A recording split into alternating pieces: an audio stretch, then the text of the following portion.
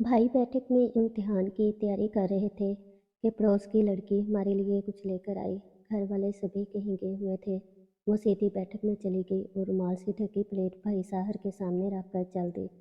उन्होंने कुछ पूछना चाहा तो कुछ न बोली, बस फीकी सी मुस्कुराहट इसके लबों पर आई और मिट गई। इसके मुस्कुराने का अंदाज अजीब था। चेहरे पर मजबूरी की छाप थी। भाई ने समझ लिया कि ये इन लोगों में से है जो अज़ली कम नसीब होते हैं। शायद ये अपने घर वालों पर बोझ है, उन्होंने मुझसे पूछा। तो मैंने बताया कि इसका नाम रहीला है और ये यतीम है।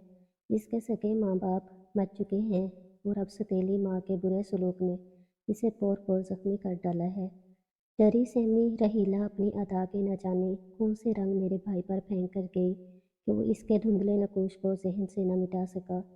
और पर्चों की तैयारी के दौरान तन्हाई में बैठकर ये नकूश तेज रंगों वाली तस्वीर की मानद इसके दिल के कैनवस से चिपक कर रह गए। बाप जब तक जिंदा था इस लड़की की कुछ ना कुछ अहमियत थी। 4 बरस कबल वो भी अल्लाह को प्यारा हो गया। इस वजह से घर में इसे और भी ज़्यादा गैर अहम करार दे दिया गया। सुतीली माँ के 4 छोटे छोटे बच्चे थे जिनकी देखभाल के लिए इसने रहीला को एक नौकरानी की सी हैसियत दे रखी थी, वरना कब का मरहूम शोहर के किसी रिश्तेदार के दर पर फेंक आती। 2 मंजिला मकान रहीला के वालिद का ज़ाती था। पहली मंजिल में रहीला इसकी सौतेली माँ बच्चों के साथ रहती थी।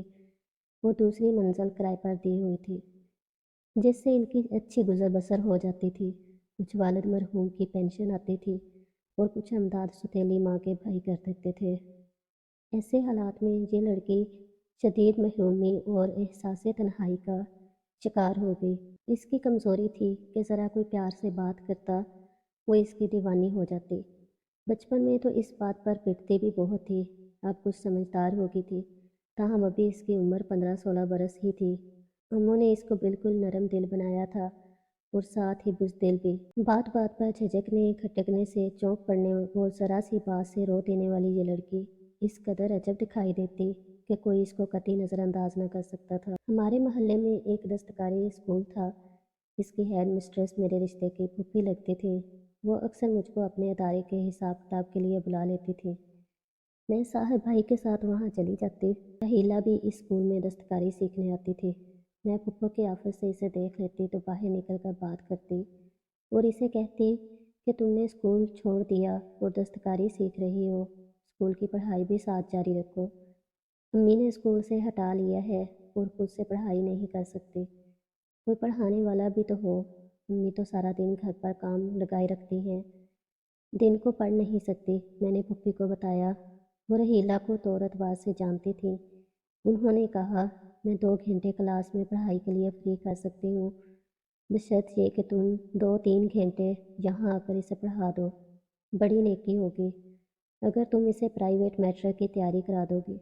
घर से वक्त निकालना मुश्किल था, फिर भी मैंने हामी भर ली और दस्तकारी स्कूल जाकर रहीला को 2 घंटे पढ़ाने लगी, ये सोचकर कि शायद पढ़ाई कभी इसको ज़िंदगी में काम आए।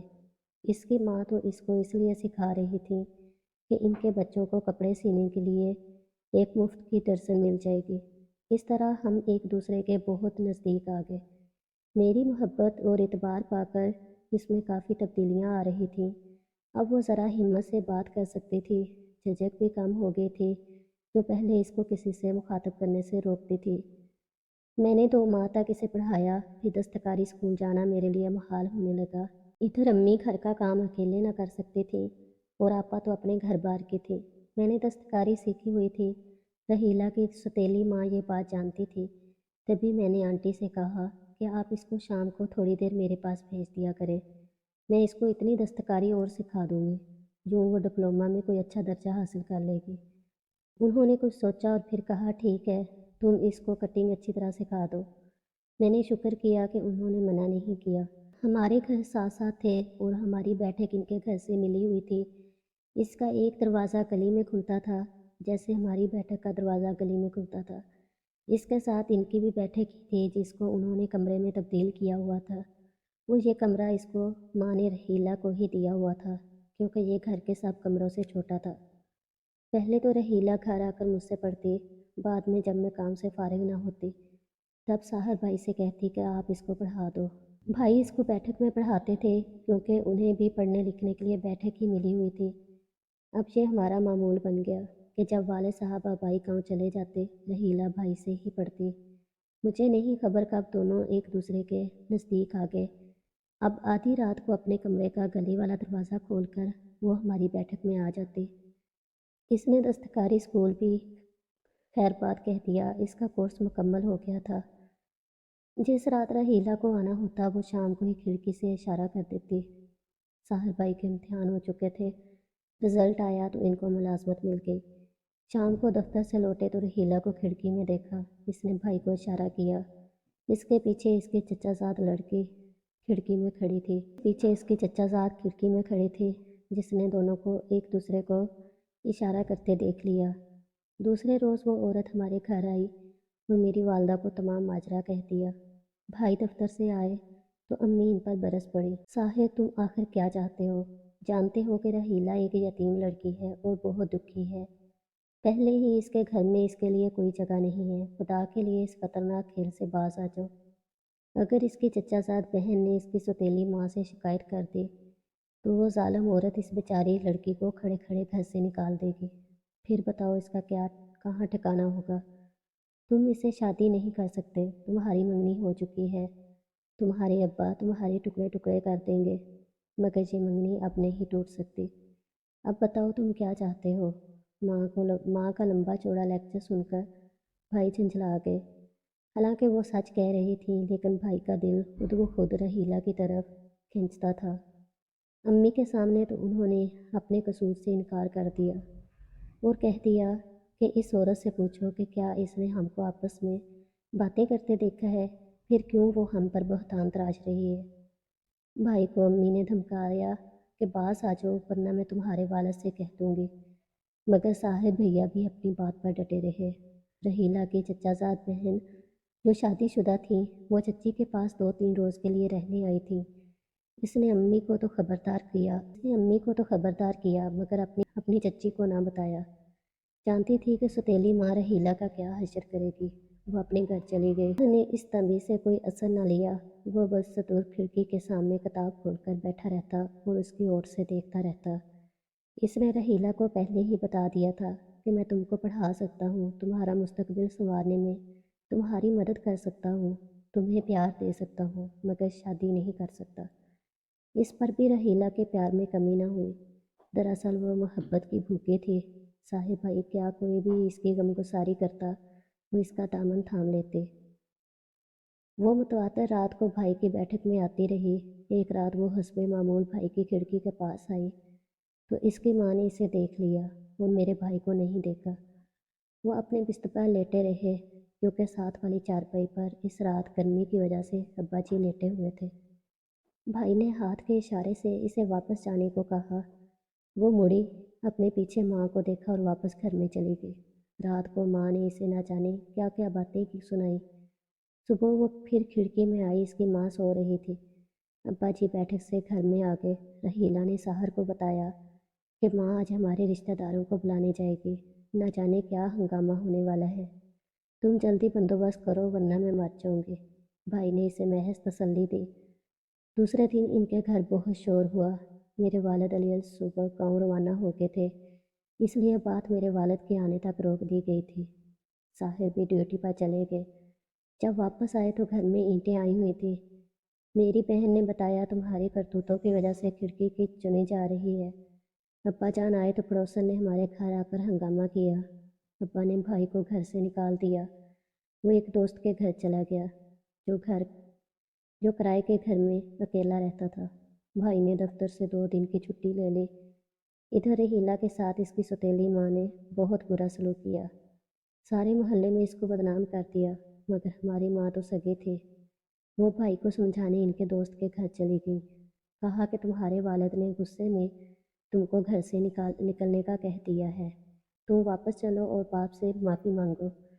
मामू भी अम्मी के साथ थे। उन्होंने भी समझाया कि माँ बाप का दिल नहीं दुखाना चाहिए, लेकिन मुझे तो रहीला का ज़्यादा दुख था।